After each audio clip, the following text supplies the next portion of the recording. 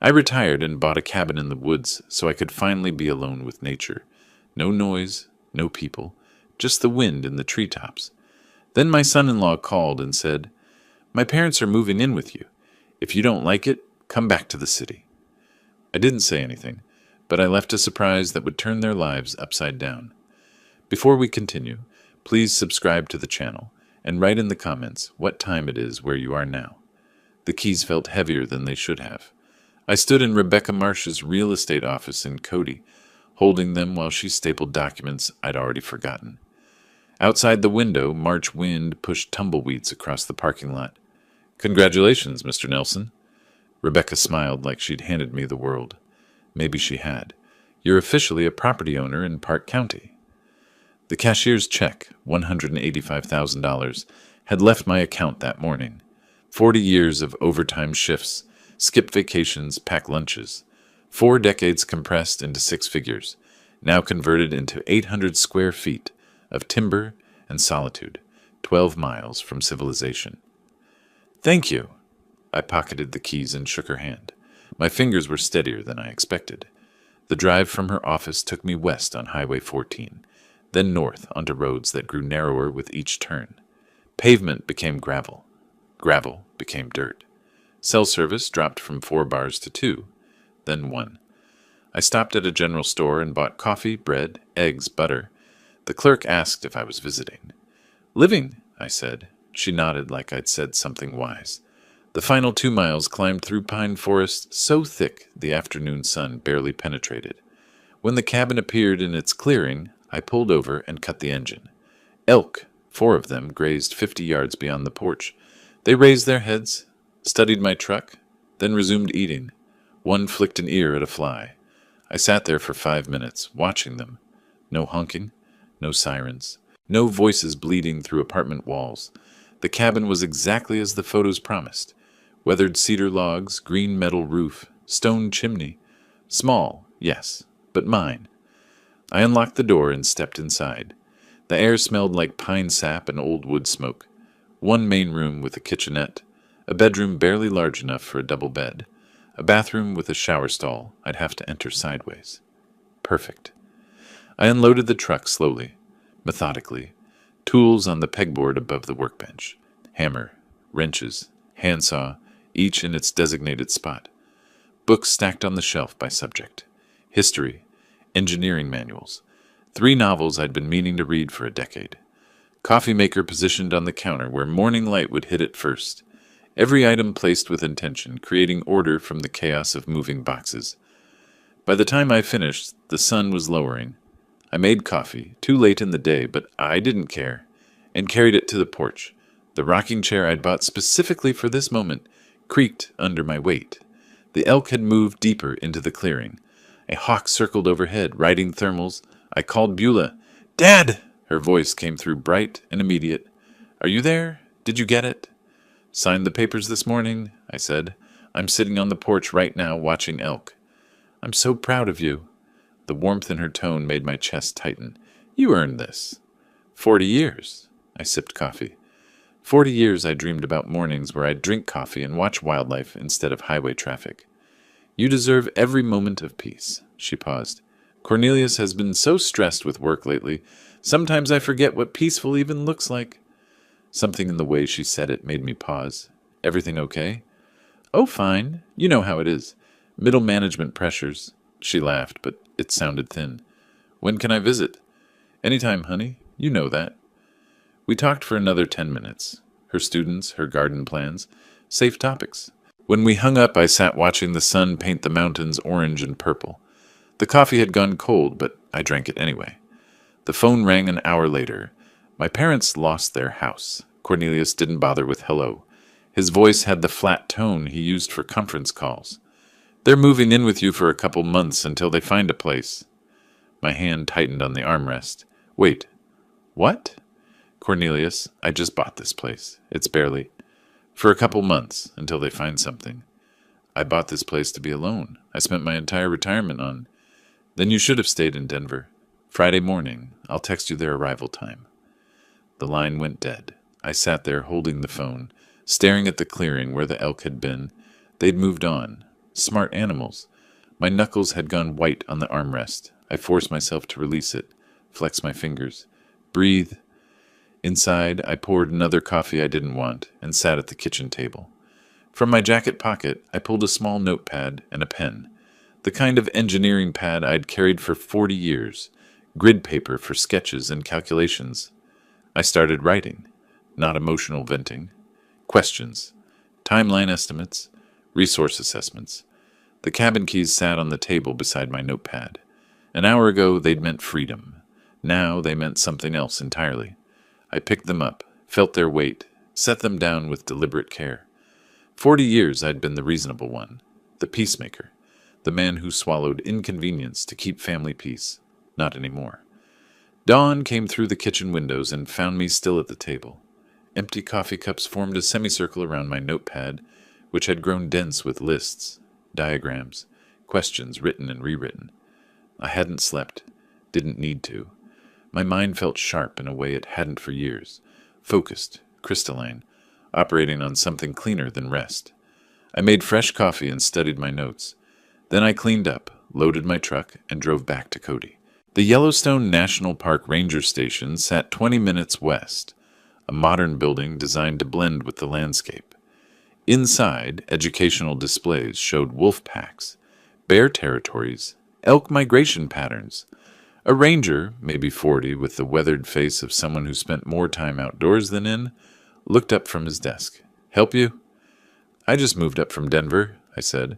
"Bought a place off County Road 14. "Beautiful area," he smiled. "You'll want to be careful with food storage. Lots of bear activity come spring." "What about wolves? I've heard they're back in the region." "Reintroduction's been successful." He stood and moved to a wall map, pointing to areas marked with colored pins. "They're usually shy, but they've got incredible sense of smell. Can detect prey or food from miles away. You hunting?" "No, just curious. I want to be prepared." "Smart." He handed me a pamphlet. "Keep your property clean. Don't leave attractants out unless you want visitors." I took careful notes in my field notebook. Wind direction, pack territories, seasonal behavior patterns. I thanked him warmly, mentioned again that I was from Denver and still learning about mountain life. Every word calibrated to sound naive, concerned, exactly what he'd expect from a nervous newcomer. Back in Cody, I found an outdoor supply store, the kind with taxidermy on the walls and racks of camouflage gear. The camera section sat between hunting equipment and security systems. "Looking for wildlife cameras," I told the clerk. "Want to monitor bear activity near my property." He showed me 2 models with motion activation, night vision, cellular connectivity. "These'll do you right. We get lots of folks wanting to keep an eye on their land." $340. I paid cash. At the cabin Wednesday afternoon, I installed them methodically, one covering the driveway approach, one angled toward the front porch. I tested the motion sensors, checked signal strength, adjusted positions until the coverage was perfect. The engineering part of my brain, 40 years of solving structural problems, found satisfaction in the precision. Hide the cameras enough to be unobtrusive. Position them for optimal capture. Test, adjust, verify. Both cameras connected to my phone with 1 bar of cellular service. Weak, but functional. Thursday morning, I drove back to Cody. The butcher shop sat on a side street, the kind of place that served ranchers and local restaurants. "Need 20 pounds of beef scraps," I said. "Organ meat, fat trimmings, for dogs." The butcher didn't blink. "You got it." $45 for meat wrapped in white paper, loaded into coolers I'd brought. The smell was immediate and powerful. Blood, fat, raw flesh. Thursday afternoon, I stood in the clearing behind my cabin with the coolers open. The wind came from the west. I checked it the old way, wetting my finger and holding it up. I walked 30 yards from the structure, upwind. Then I placed the meat in 3 piles, spreading it to maximize scent dispersion. Not random, calculated. Close enough to draw predators to the area. Far enough that they'd focus on the piles, not the building. I wasn't trying to endanger anyone. I was trying to educate them. Back inside the cabin, I moved through each room. Locked windows. Turned off unnecessary power. Set the thermostat to minimal heat, protecting my investment while setting my trap. I paused at the door, took one last look at the space I'd inhabited for less than 3 days, and left without hesitation. The drive to Denver took 5 hours. I arrived at my old house just before midnight, the suburban place I hadn't yet sold, still partially furnished but hollow. I unloaded my truck, set up my laptop in the living room, propped my phone where I could watch the camera feeds. Then I waited. Friday morning at 10 o'clock, a sedan appeared on my phone screen. Leonard and Grace emerged, looking around with expressions I recognized even on the small display. Displeasure, judgment. The camera microphone picked up their voices. "This is where he's living now?" Grace wrinkled her nose. "It smells like pine and dirt. At least it's free?" Leonard walked toward the cabin. "We'll stay a few months. Let Cornelius figure out the next step." "I don't see why we had to come all the way out." Grace stopped, froze. "Leonard! Wolves!"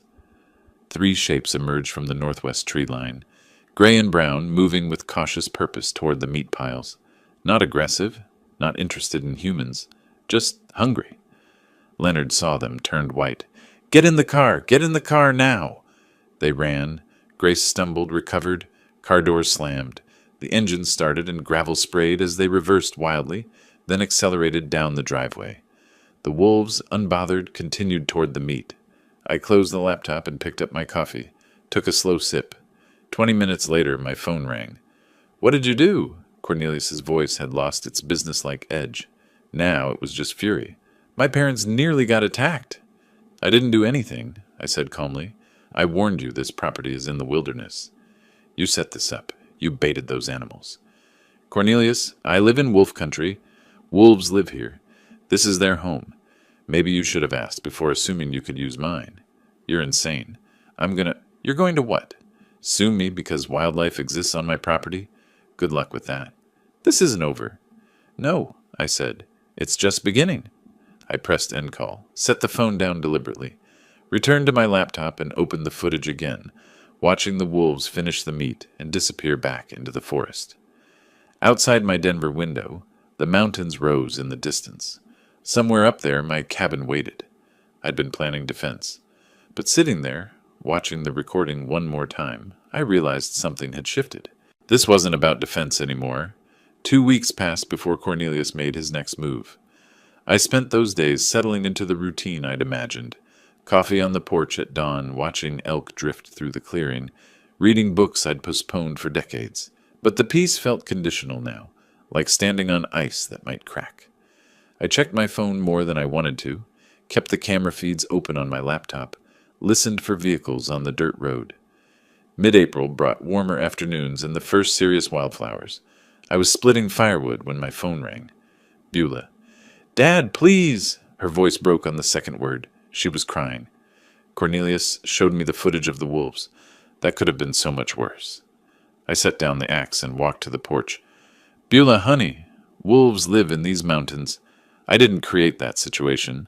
I warned Cornelius this wasn't appropriate housing for his parents. But you knew they were coming. You could have done something to make it safer." The script was obvious. Every phrase sounded rehearsed, coached. My daughter turned into his messenger. "I bought this property for solitude," I said, keeping my voice level. "No one asked if I was willing to host guests, but I'm willing to meet with Leonard and Grace to discuss options." "You are?"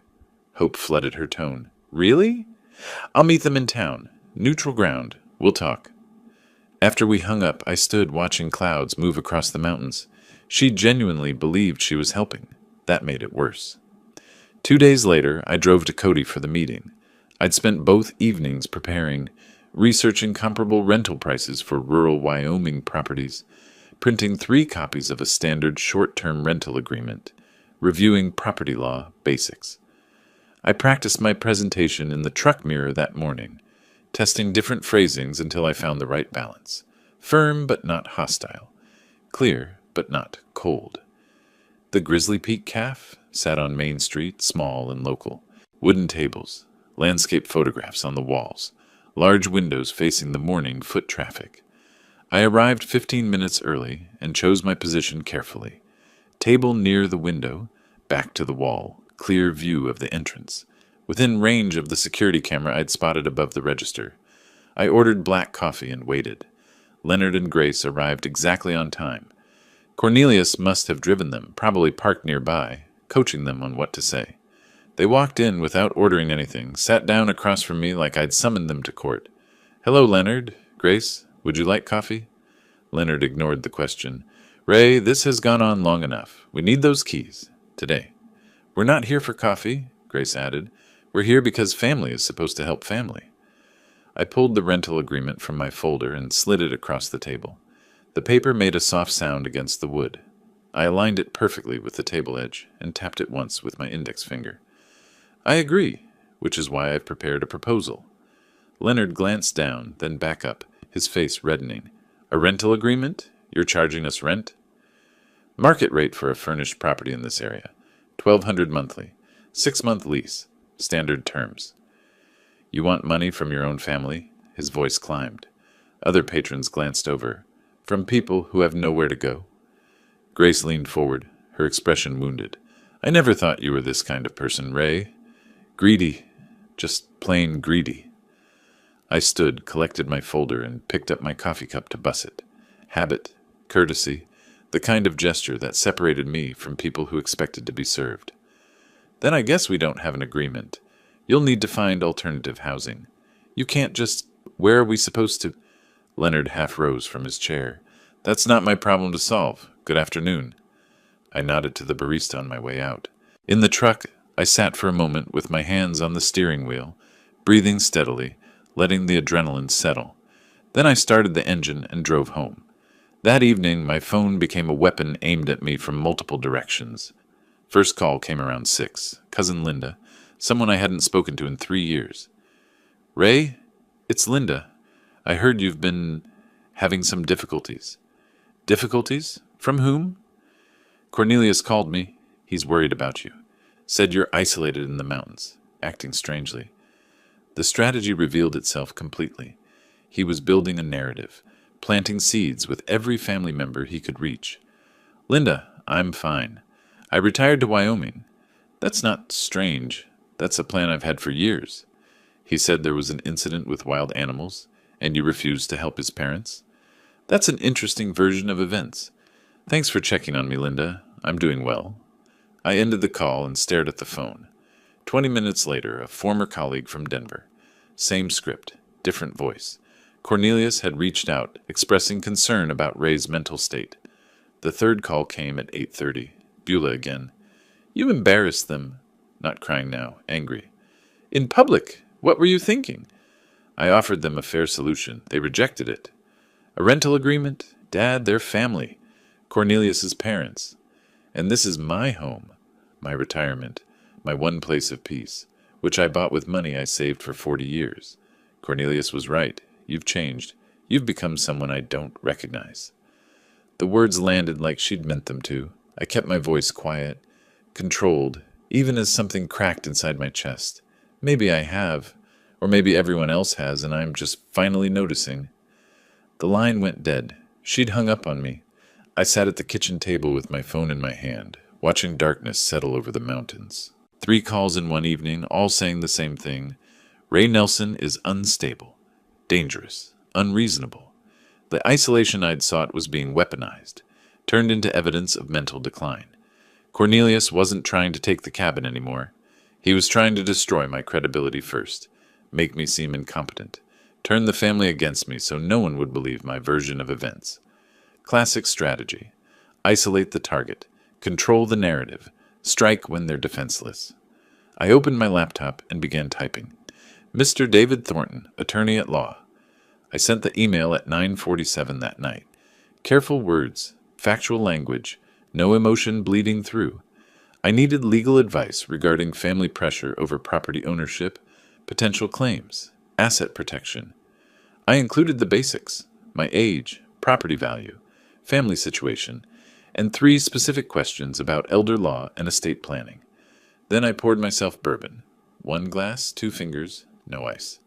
I wasn't a heavy drinker, but tonight warranted it.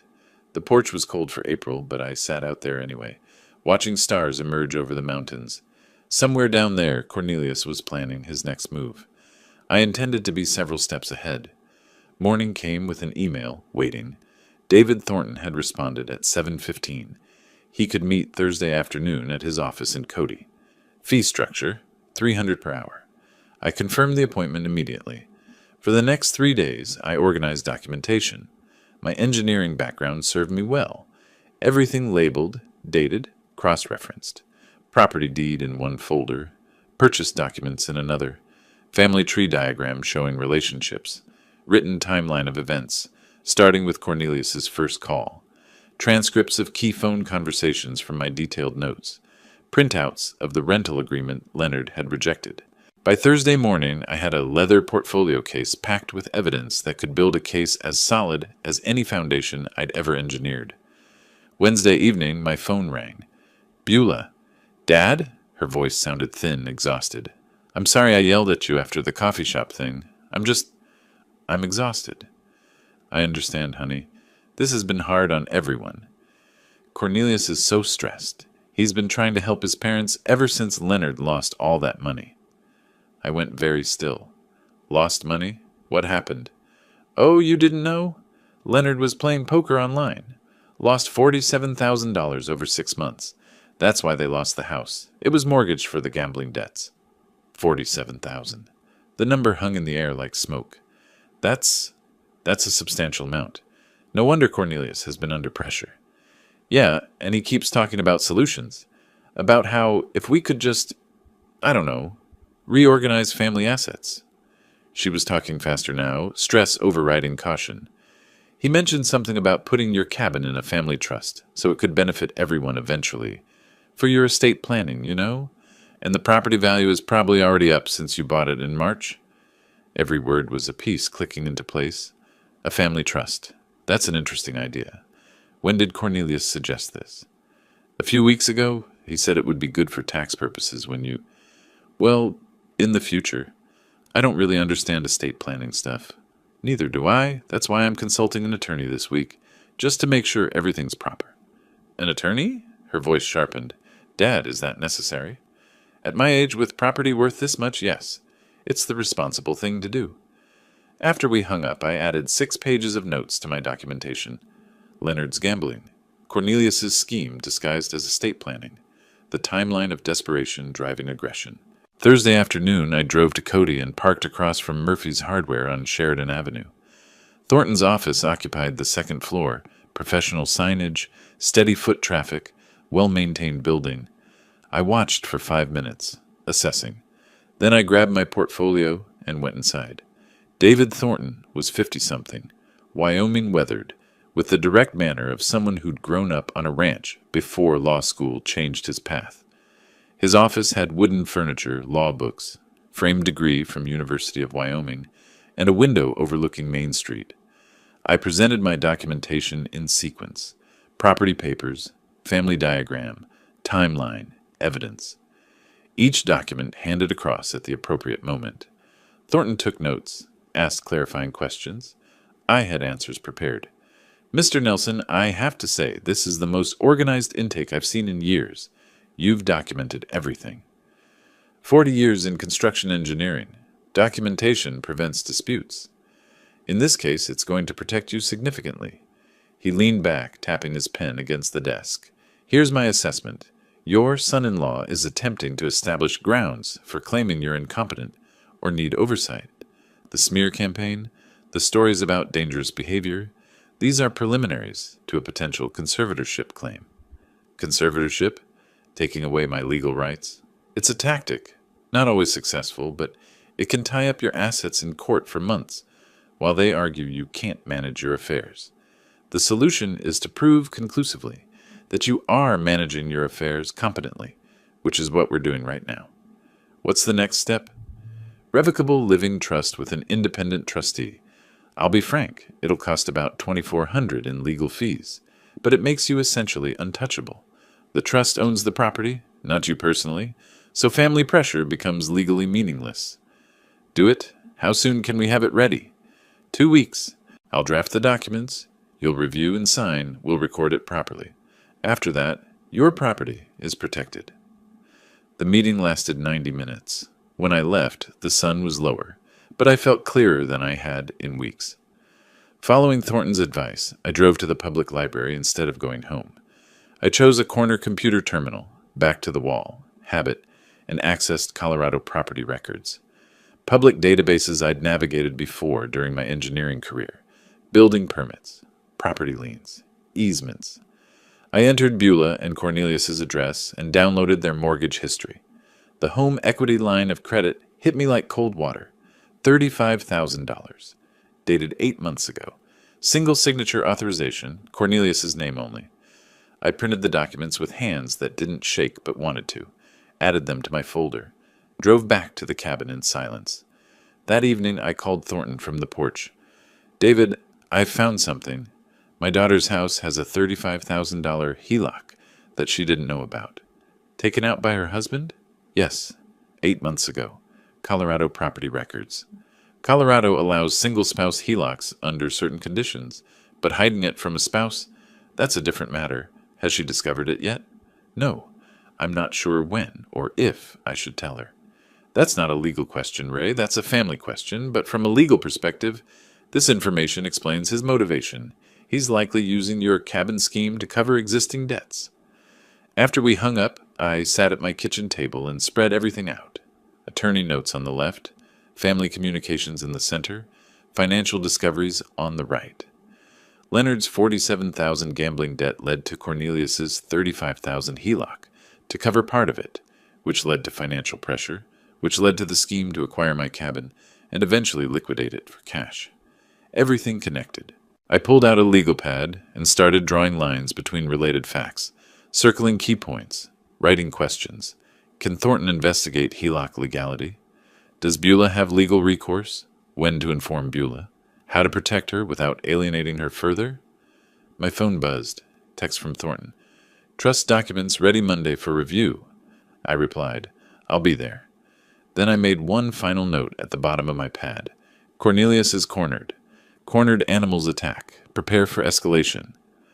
3 weeks later, on a Monday morning in early June, I drove to Thornton's office for the trust signing. The portfolio case beside me held 3 weeks of organized financial records, bank statements, retirement accounts, property appraisals, investment documentation. Everything consolidated, labeled, ready. Thornton's assistant had the documents waiting on the conference table. 43 pages total, each signature line flagged with a yellow tab. I read every page while Thornton answered emails at his desk, giving me time.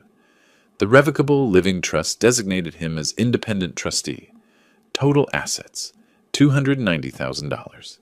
The cabin, my retirement funds, everything I'd built in 40 years. The critical provisions sat on page 17. Beulah inherits only if divorced from Cornelius, or if Cornelius signs a legal waiver of claims to the property. "This provision here," Thornton said, joining me at the table, "the conditional inheritance for Beulah. You understand this might create family conflict? The conflict already exists. This just protects her from being exploited through my property. If Cornelius discovers this trust structure, he'll likely react aggressively. Let him. Everything here is legal. He has no grounds for challenge." Thornton's expression was knowing. Legal grounds and family drama are different things. Are you prepared for him to escalate? I've been preparing since March. That's why we're sitting here. He smiled slightly. Fair enough. Let's execute these documents. My signature was steady on every page. The notary, Thornton's assistant, professional and efficient, applied her seal with practiced precision. The sound it made was satisfying. Structural integrity, legal edition. I wrote a check for $2,400 and left with copies of everything in a sealed envelope. The rest of that week, I worked through my financial institutions methodically. Each phone call followed the same pattern. Identify myself, request beneficiary change forms, explain the trust structure, confirm documentation. "Mr. Nelson, I have your beneficiary change request," the retirement account administrator said. "You're removing your daughter as beneficiary?" "No. I'm designating my revocable living trust as primary beneficiary. My daughter inherits through the trust." "May I ask why you're making this change?" "Asset protection and estate planning. I have concerns about third-party claims." "Understood. We'll process this within 5 business days. I'd like email confirmation as well, please." "Of course. Is there anything else?" "Yes. Note in my file that this change was made voluntarily, with legal counsel. I am documenting my competency for all financial decisions. A pause. That's unusual, but I'll add that notation. By Friday, every asset I owned was protected within the trust structure. I kept a checklist on my kitchen table, marking each completed task with satisfaction. 2 weeks later, Beulah called. "Dad, Cornelius has been so weird lately." Her voice sounded thin, exhausted. "Asking about your finances, whether you've updated your will?" I set down my coffee carefully. "I have done some estate planning. It's responsible at my age." "I know, but he got really angry when I mentioned you set up a trust. He called it a betrayal." "Why would your estate planning betray him? It's not his inheritance." My hand tightened on the phone. "Beulah, did you tell him details about the trust?" "I just mentioned you set one up. I didn't think it was a secret. Is it?" "No, not a secret. Just private." "What exactly did Cornelius say?" "He said you're cutting the family out and being manipulated by lawyers." "Dad, what's going on? Why does he care so much?" "That's a very good question, honey. One you should probably ask him directly." After hanging up, I immediately called Thornton. "Cornelius knows about the trust." His response was immediate. "How soon can you get a medical evaluation?" The next day, I was repairing the porch railing when Cornelius's car came fast up the driveway, spraying dirt and gravel. He jumped out, didn't close the door properly, stormed toward me. I calmly set down my tools, retrieved my phone, started recording video. I stood at the top of the porch steps, 6 stairs up, giving me elevated position. Cornelius had to approach, uphill, looking up at me. I held the phone at chest height, lens obviously pointed at him. "Cornelius? You're on my property uninvited. I'm recording this conversation." "I don't care about your recording." His face was red, movements aggressive. "You set up some legal scheme to steal from your own daughter." "The trust protects my assets and ensures Beulah inherits appropriately. It's completely legal." "Appropriately? What does that mean? Unless she divorces me? That's what you really want, isn't it?" "The trust ensures my property isn't subject to claims by third parties. That's standard estate planning." "Third parties? I'm family. Your son-in-law. You're my daughter's husband. You have no legal claim to my property. The trust simply formalizes that reality." His voice climbed higher. "We'll see about that. I'll get a lawyer. I'll contest this. I'll make sure you never see Beulah again." "You're threatening to isolate my daughter from me because I protected my own property? That's interesting. For the record, this isn't over. Then leave my property. Now, or I'll call the sheriff for trespassing." He stormed back to his car. The engine roared. Gravel sprayed as he reversed wildly and sped down the driveway. I stopped recording. Reviewed the footage immediately. Faces visible. Audio clear. Threats documented. I uploaded it to cloud storage and emailed a copy to Thornton with subject line, "Evidence, hostile confrontation." That evening I wrote a detailed incident report. Date, time, what was said. No witnesses, unfortunately, but the video captured everything. Thornton's response came within an hour. Continued documenting everything. Consider medical evaluation to preempt competency challenges. Expect retaliation. They're running out of options. I called Dr. Patricia Chen's clinic the next morning. The receptionist asked if something specific prompted the request. "I'm 67, I own property, and I want documentation that I'm healthy and competent. Preventive planning." The appointment was scheduled for the following Monday. I sat at my table that night, reviewing the confrontation video, watching Cornelius's rage play out on the small screen. His mask had dropped completely when the money was threatened. Every word recorded, every threat documented. My phone buzzed, email from Thornton. "Good thinking on medical eval. They'll likely try Adult Protective Services next. Standard playbook for these situations. Stay ahead of them." I typed back, "Already scheduled. Appointment next week." Before closing the laptop, I looked at the framed photo of young Beulah on the mantel. 8 years old, missing her front teeth, laughing at something I'd said. I wondered how much collateral damage this war would create before it ended. Monday morning found me at Dr. Chen's clinic 15 minutes early. The medical building was modern, single-story, efficient. I filled out paperwork requesting copies of all test results and assessments. When Dr. Chen called me back, I explained directly. I'm 67, own property, and want baseline medical documentation proving my physical and mental competency. She was a sharp woman in her 50s with the weathered competence of someone who'd practiced rural medicine for decades. Her expression showed understanding. I see. Unfortunately, I've encountered situations like this before. Adult children sometimes challenge parents' competency to gain control of assets. That's exactly what I'm preventing. Can you provide a detailed written assessment? Absolutely. I'll conduct comprehensive cognitive testing and provide a formal letter. For legal purposes, correct? Correct. I want documentation that can stand up in court if necessary.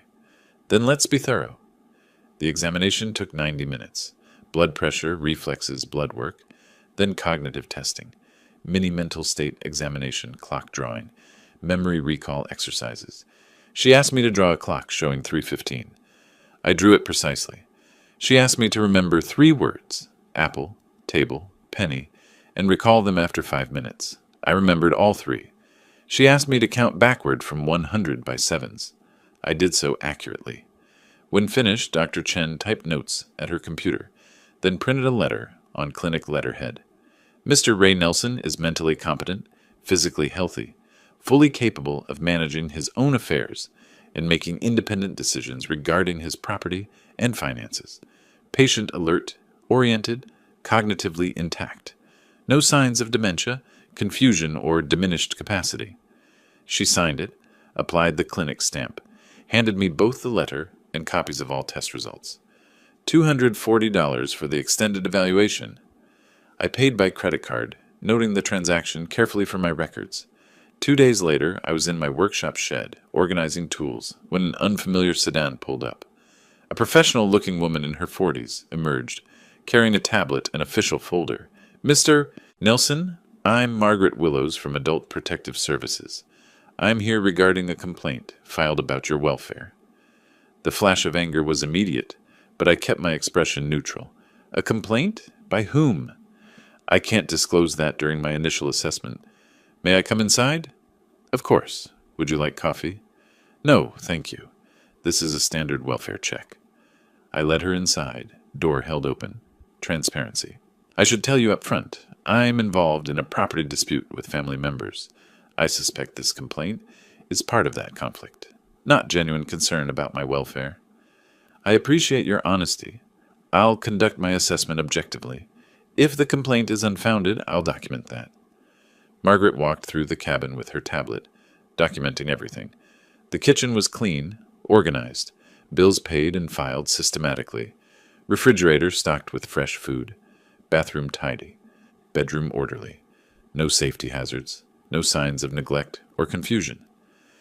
Do you have any difficulty managing daily tasks, cooking, cleaning, paying bills? No difficulty at all. I've lived alone since retiring. I manage everything independently. The complaint mentions concerns about your mental state. Have you experienced memory problems, confusion, or difficulty making decisions? I retrieved the folder from my desk. I had a comprehensive medical evaluation 2 days ago specifically to address this concern. She read Dr. Chen's assessment carefully.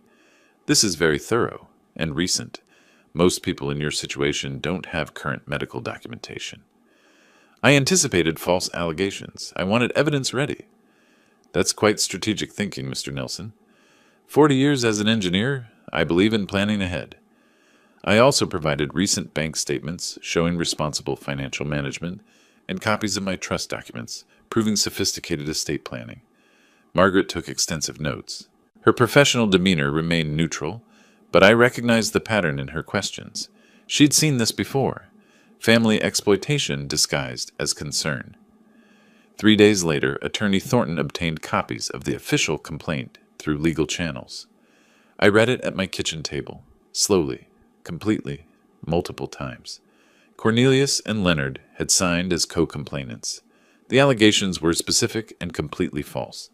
Claim, Ray threatened family members with weapons. False, I've never owned firearms. Claim, exhibits paranoid behavior, including security cameras everywhere. The cameras exist for legitimate property protection after actual threats. Claim, refuses medical care. False, I'd just completed comprehensive evaluation. Claim, struggles with basic tasks, and makes irrational financial decisions. The trust was sophisticated planning, not irrational. Grace provided a supporting statement claiming I endangered them with wild animals. The wolf incident from March, now twisted into evidence of incompetence. The complaint requested mandatory psychiatric evaluation and possible conservatorship proceedings. My jaw tightened as I read. My knuckles went white gripping the pages. They weren't just attacking my property anymore. They were attacking my autonomy, my competency, my freedom. This was war. 10 days after Margaret's visit, official notification arrived. Adult Protective Services case closed. Complaint determined unfounded. Margaret's report stated clearly, subject is competent, living independently and safely, no evidence of exploitation, neglect, or diminished capacity. Recent medical evaluation confirms cognitive and physical health. Complaint appears motivated by family property dispute, rather than genuine welfare concerns. No further action warranted. I created a new folder labeled APS False Complaint, Evidence, and filed everything systematically.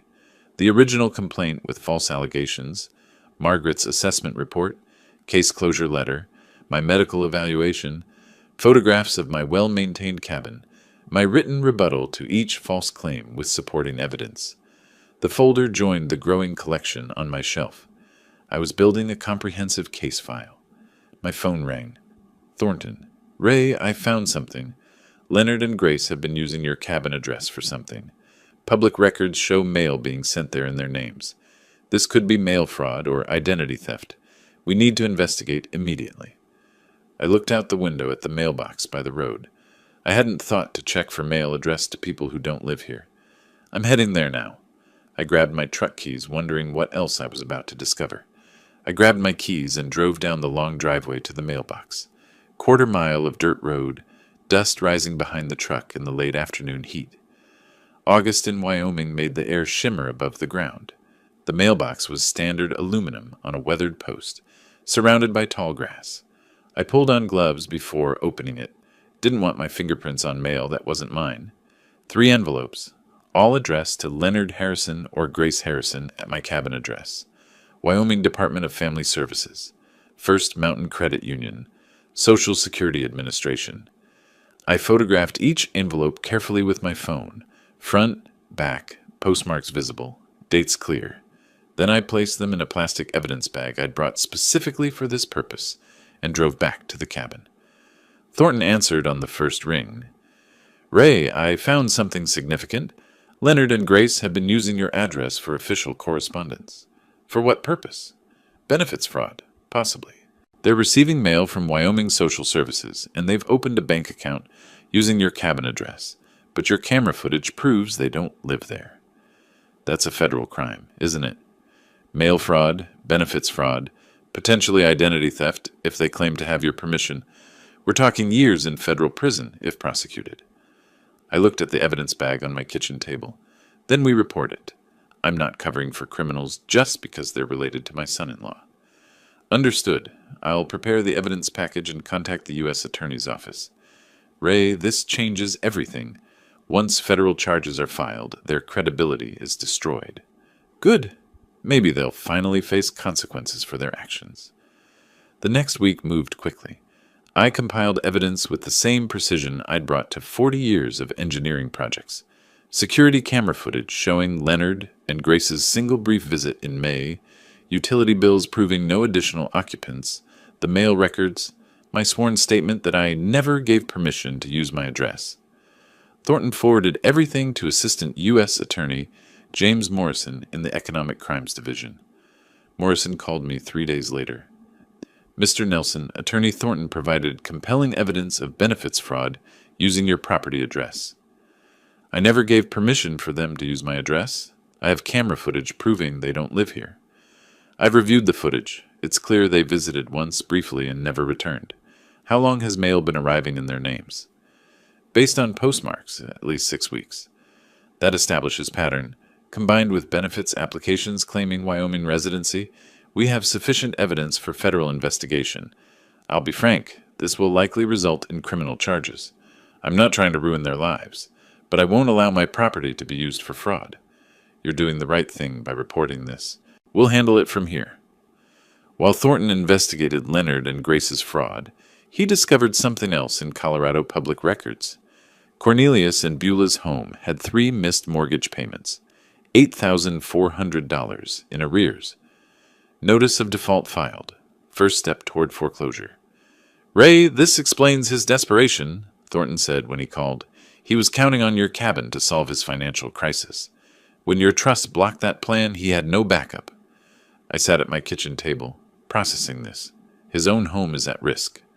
There's an unconventional option I need to mention. You could purchase the defaulted debt. Banks sell delinquent loans at discount to collection companies. You'd become the creditor, but anonymously through an LLC. Cornelius would never know. The implications settled over me slowly. That would give me complete leverage. Yes, but it's also ethically complex. You'd control whether your daughter keeps her home. Let me think about it. I walked my property that evening, circling the cabin, following the tree line, considering. If I bought the debt, I'd control Cornelius's future. That was power I'd never wanted. But if the bank foreclosed, Beulah would lose her home. She was innocent in all this. The next morning, I called Thornton. "Do it. Buy the debt. But Beulah can't know yet, not until I can explain everything." The transaction took a week. $31,000 from my savings to an intermediary firm, which purchased the debt and created Mountain Holdings, LLC, with me as beneficial owner. Cornelius received notification that his loan had been sold, but no information about the new creditor. I filed the wire transfer receipt in a folder, labeled simply Leverage. By mid-August, my position had transformed completely. Leonard and Grace faced federal investigation. Cornelius's mortgage debt was secretly under my control. Every manipulation attempt was documented. My own property and assets were legally untouchable. But I felt no triumph, just weariness. This was supposed to be peaceful retirement. Instead, it had become warfare, where my opponents forced me to fight back. I sat on my porch at sunset, the evidence folders stacked beside me, and made my decision. Beulah deserved to know the truth, all of it. She deserved to understand what her husband had done, what danger her home was in, what her father had been protecting her from. I pulled out my phone and typed, "Honey, we need to talk. Can you come to the cabin this weekend? Just you. It's important." Her response came 10 minutes later. "Is everything okay? You're worrying me." "Everything's fine with me, but there are things you need to know about your financial situation. Things Cornelius hasn't told you." "What things? Dad, you're scaring me." "Not over text. In person. Saturday afternoon, I'll make lunch." "Cornelius has a work trip this weekend. I can come Saturday." "Perfect. Just you. This conversation is between us." "Okay, I'll be there around noon." I set down the phone and looked at the mountains darkening against the sunset. Tomorrow, I'd prepare. Saturday, I'd tell my daughter how badly her husband had betrayed her trust. The truth wouldn't be easy. She might not believe me initially. She might be angry. But I'd kept these secrets long enough. Saturday morning arrived with crystalline clarity. I woke early, nervous in a way I hadn't been throughout this entire conflict. Facing Cornelius required strategy. Facing my daughter required something harder. Honesty that would hurt her. I cleaned the cabin. Already clean, but I needed activity. Prepared chicken salad for sandwiches, her childhood favorite. Organized the evidence folder on the kitchen table where she'd sit. Her sedan appeared around 11:30, dust trailing behind on the driveway. She emerged looking tired, worried. I met her on the porch and hugged her. She was tense. We started with coffee and small talk, her teaching job, the weather, anything but the real conversation. But the folder on the table kept drawing her eyes. Finally, "Dad, what's going on? Your text scared me." I took a breath. "Honey, there are things about your financial situation that Cornelius hasn't told you. Serious things." She laughed nervously. "What? Did he forget to pay a credit card bill? He sometimes gets distracted." "Your house is in foreclosure. 3 months of missed mortgage payments. The bank was about to take your home." Her face drained of color. "That's not possible. We pay the mortgage. Cornelius handles it online every month." "That's what he told you. Here's what actually happened." I slid the notice of default across the table. She read it slowly, hands beginning to shake. This says the loan was sold to Mountain Holdings, LLC. Who is that? That's me.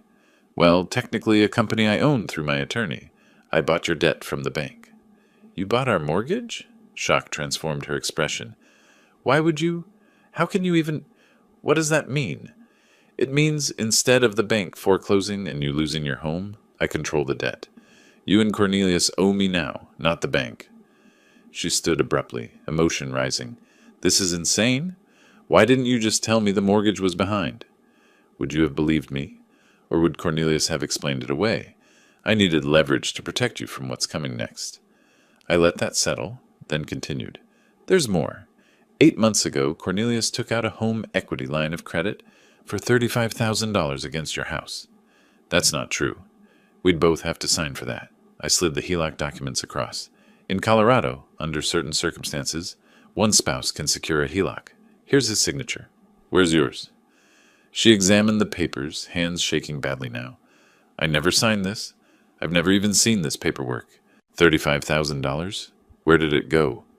Best guess? Covering some of Leonard's gambling debts. Remember you told me Leonard lost $47,000 in online poker? Cornelius was trying to fix his father's problem. Using our house as collateral, without telling me. Yes, and when that wasn't enough, when my cabin scheme failed and he couldn't get more money, he simply stopped paying your mortgage. I suggested we eat. She initially refused. How can you think about food right now? But I insisted gently. We needed a break before the next revelations. The sandwiches tasted like dust, but we ate anyway. Afterward, I showed her the rest. Systematically. Chronologically. The recording of Cornelius's threatening confrontation on my porch. The APS false complaint, where he tried to have me declared incompetent.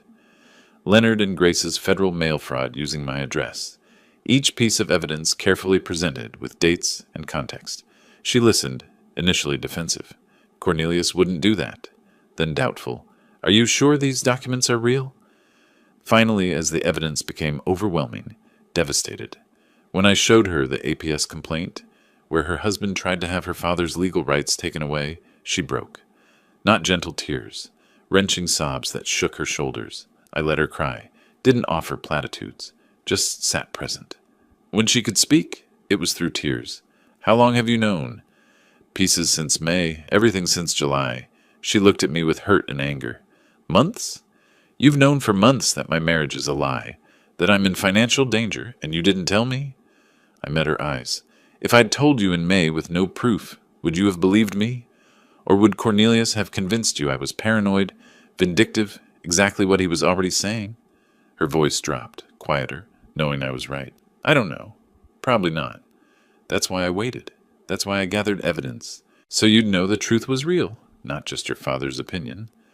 I refilled her coffee, pushed the sugar bowl toward her. She liked it very sweet when stressed. A detail from childhood. Eventually, I had to present the choice. You have a decision to make, and you need to make it soon. What decision? Stay with Cornelius or leave him. I won't make that choice for you. How can I possibly decide that right now? You have until the end of August. That's about a week. Because federal agents are going to arrest Leonard and Grace within 2 weeks for fraud. When that happens, everything becomes public. Cornelius will be questioned. Your marriage will be news in a town small enough that everyone knows everyone. She was overwhelmed. This is too much. I can't think. If you leave Cornelius, file for divorce, protect yourself legally, I'll forgive the mortgage debt on your house. You'll own it free and clear. I will help you rebuild. You're bribing me to leave my husband. I'm offering you a lifeline. Whether you take it is your choice. But understand, if you stay with him, I can't protect you from what's coming. Hours later, she gathered her things exhausted. I walked her to her car carrying a folder of document copies. Before getting in, she turned.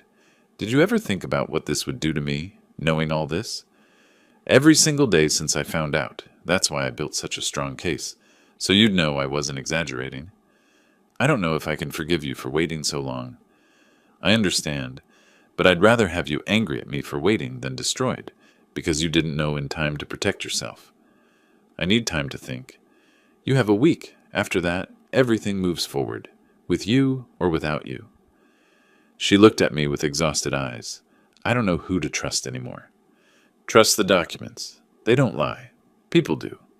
She drove away without looking back. I stood in the driveway watching until her car disappeared, wondering if I'd just lost my daughter or saved her. 5 days later, Wednesday morning, I was drinking coffee on the porch when my phone rang. Thornton, it's happening now. Federal agents are executing arrest warrants for Leonard and Grace in Colorado. Thought you should know. I set down my coffee carefully, not celebrating, just acknowledging. Thank you for telling me. An hour passed. Then my phone rang again. Beulah, her voice shaken. Dad, Cornelius just got a call. His parents were arrested by federal agents. Something about fraud. Were you involved in this? I took a breath. I reported crimes to the proper authorities. What happened after that was the justice system doing its job. Long silence. Then quietly, I need to call you back. The line went dead. I sat back down, staring at the mountains, wondering if my daughter would ever forgive me for setting this chain of events in motion. Within 3 hours, Cornelius called, screaming, You did this! You turned them in! You destroyed my family! I remained silent, letting him exhaust himself. Your parents committed federal crimes using my property. I reported it. That's what law-abiding citizens do. I'll tell everyone. I'll make sure they know you orchestrated this, that you're vindictive and cruel. Go ahead. I have documentation of every crime they committed. My attorney will be happy to share it publicly. Thornton had driven to my cabin specifically for this moment. I handed him the phone. Mr. Harrison, this is David Thornton, legal counsel for Ray Nelson. His voice was professional, measured, final. Your parents committed federal crimes. My client fulfilled his civic duty by reporting those crimes to authorities. Any attempt to defame him will result in immediate legal action. Do you understand? Click. Cornelius had hung up. Friday afternoon, Cornelius attempted to sell the house he shared with Beulah, desperately needing cash for his parents' legal defense, for his own survival. But the title search revealed the problem. The mortgage was in default and owned by Mountain Holdings, LLC. His realtor explained he couldn't sell without the lien holder's approval. Cornelius called Thornton in a panic. Your firm owns my mortgage? How is that possible? My client purchased your defaulted debt through legal channels. You were notified weeks ago that your loan was sold. I need to sell this house. My parents need lawyers. Please. Thornton's response was calm. My client is willing to discuss terms. You'll receive formal offer within 24 hours. Saturday morning, a courier delivered a certified letter. Inside, formal offer from me through Thornton's firm. Terms, I would forgive the entire mortgage debt. $35,000 remaining balance plus $8,400 in arrears. Total debt forgiveness of $43,400. Conditions. Cornelius must sign divorce papers with no asset claims. He must sign legal waiver, relinquishing any claims to my property, estate, or assets. He must sign sworn statement, acknowledging he had no legal right to use my cabin or involve me in his financial problems. Deadline, 72 hours. If he refused, I would foreclose immediately. He'd lose the house anyway with nothing gained. Cornelius called Beulah, tried to convince her to fight this with him. Her response, which I learned later, was simple. I already filed for divorce yesterday. Sign the papers, Cornelius. It's over. Monday morning, Cornelius appeared at Thornton's office. Thornton described him later. Disheveled, unshaven, dark circles under his eyes, hands shaking. He signed every document. Divorce agreement, property waiver, sworn statement. When it was done, he asked quietly, Can I at least keep the house? Thornton's response was matter of fact. Once the divorce is final, the house will be deeded to Beulah, free and clear. You'll need to find other accommodation. Cornelius left without another word. That same afternoon, my phone rang. Beulah, her voice was different, still hurt, still processing, but stronger. Dad, I signed the divorce papers. I'm leaving him. I can't stay in that house. Too many memories. Can you help me find something near you? I want to start over. Relief flooded through me, not triumph, just profound relief. Of course, honey. We'll find you something perfect. Close enough to visit. Far enough for your independence. Are you disappointed in me for not seeing what he was sooner? Never. You trusted someone you loved. That's what good people do. He betrayed that trust. That's on him, not you." Her voice broke slightly. "Thank you. I needed to hear that. You're my daughter. I'm proud of you for making the hard choice. That takes real strength." After we hung up, I walked outside to the porch, sat in the rocking chair I'd bought for retirement. For the first time in months, I simply sat still without planning, strategizing, or worrying. The evening was clear. Elk grazed in the clearing. Mountains stood eternal in the distance. I rocked, slowly, rhythmically, and allowed myself to feel the weight lifting. Not gone completely. Beulah still needed to heal. The divorce needed to finalize. Leonard and Grace still needed sentencing. But lifting. The immediate danger was over. My daughter was safe. My property was secure. Almost finished. Just one more chapter to write. The one where we figure out what peace actually looks like. 2 weeks later, I sat in a federal courtroom in Cheyenne, Wyoming, attending Leonard and Grace's sentencing hearing. I didn't have to be there. The prosecutor didn't require my presence, but I needed to see this through to the end. Leonard and Grace stood before the judge, looking diminished in their federal court attire. Their attorney had negotiated a plea deal, guilty pleas to reduced charges in exchange for lighter sentences. The judge reviewed their criminal history, none, and their ages, then the evidence of their guilt, which was overwhelming. "Mr. and Mrs. Harrison, you've pleaded guilty to benefits fraud. The court accepts your plea agreement." The judge's voice was firm. "I want to be clear about the severity of your actions. You exploited systems designed to help citizens in genuine need." "Yes, Your Honor," Leonard said quietly. 2 years supervised probation, $45,000 in restitution and fines, permanent ban from federal and Wyoming state benefit programs. You'll report monthly. Any violation results in immediate imprisonment. Do you understand?" "Yes, Your Honor," they said in unison. "You're fortunate to avoid prison. Don't squander this opportunity. Dismissed." As I left the courthouse, Leonard caught my eye across the lobby. A moment of mutual recognition. He looked away first, defeated. I felt no triumph, only closure. Beulah told me later that Cornelius moved to a small efficiency apartment in a cheaper area of Denver. He took minimal belongings, whatever fit in his car. "I saw him one final time when he came for his things," she said. "He looked like a stranger, not angry, just empty. He signed the final divorce papers without a word and left." The divorce was finalized by mid-September. Beulah legally resumed her maiden name, Beulah Nelson. With my help, she found a small 2-bedroom house in Cody, about 15 minutes from my cabin. It was modest but charming. Older construction, needed updates, but had good bones and a view of the Absaroka Mountains. I provided the down payment as a gift. Beulah secured a mortgage for the remainder using her teaching income and her own excellent credit. She also landed a 3rd-grade position at Cody Elementary, starting immediately. I helped her move in, spending a weekend painting rooms and assembling furniture. Simple work, but profoundly meaningful, rebuilding our relationship through practical acts of service. Healing wasn't linear for Beulah. Some days she was optimistic about her fresh start.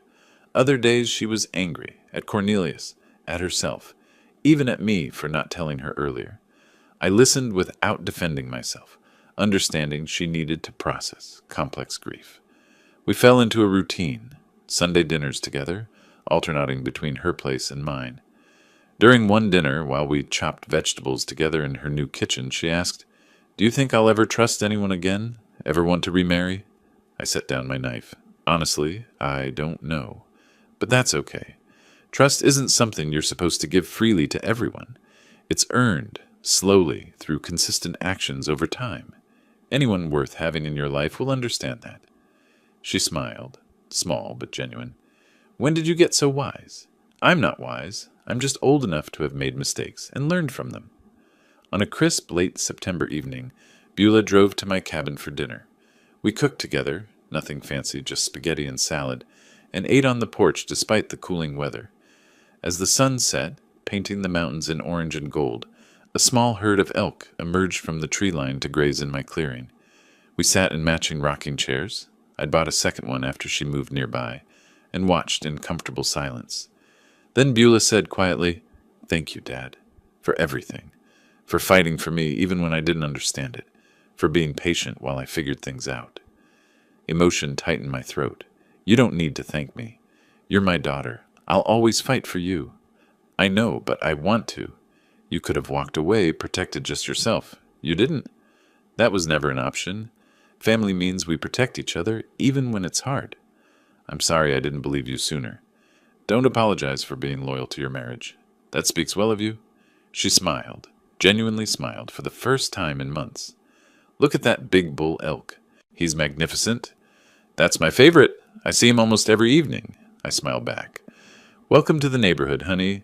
You'll get to know all the regular visitors. I already love it here. This feels like home. It is home, for both of us now.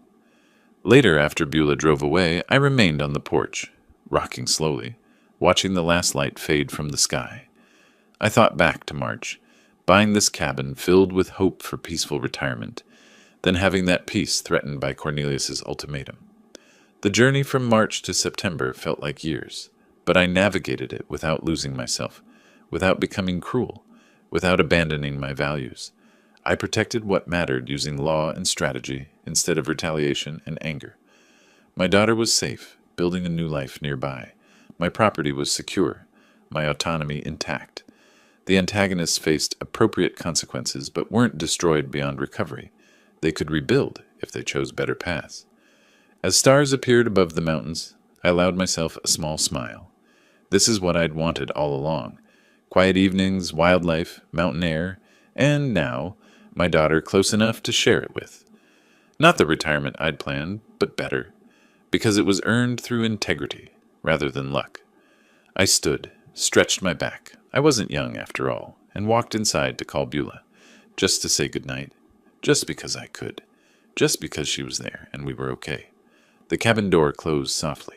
The mountains stood silent, witness. Peace, hard won and deeply appreciated, settled over the property, like the September night. If you like this story, please like this video, subscribe to the channel, and share your impressions of this story in the comments. To listen to the next story, click on the box on the left. Thank you for watching.